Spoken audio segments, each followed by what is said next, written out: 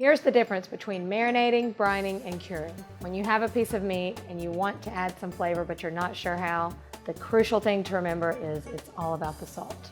When to add it, how much to add it, and where to add it. Let's start with marinating. The main purpose of a marinade is to add flavor. It also can help tenderize the meat by breaking down some of the proteins. A good marinade, in my opinion, has 4 key elements. The first is seasoning. That's going to come from a good salt component balanced out with a little bit of sweetness. The second is an acid. This helps break down the proteins and makes your meat really tender. The third element are herbs and aromatics such as garlic, onions, and even chilies. And the fourth element is a fat such as olive oil to bring it all together. Add the marinade to the meat, cover, and refrigerate. The flavors will infuse the meat as it marinates. Marinades are a great way to infuse flavor, but be careful not to let them marinate too long or they will start to cook the meat from the acid. A perfectly marinated piece of meat requires no sauces at the end. Next is brining. Brining helps make the meat juicier rather than impart a bunch of flavor. The way you brine something is by soaking it in a solution of salt water.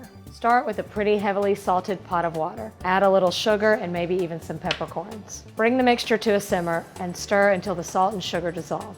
Add cold water and ice and submerge the meat inside.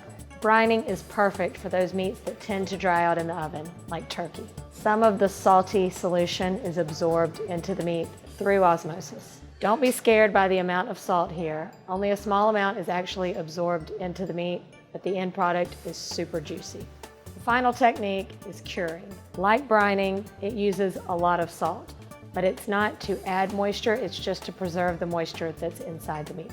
A basic curing mixture involves 2 parts salt to 1 part sugar. You can also add aromatics and seasonings like white pepper or fresh herbs. Rub the salt mixture all over the meat and let it sit. The purpose of curing meat was to preserve it back when refrigeration wasn't accessible. It's not only a good way to preserve meat, but it's also good for cooking it. When you rub it on a piece of salmon, you can eat the fish right after it's cured. Brining and curing offer very similar results. Brining is the more popular choice these days.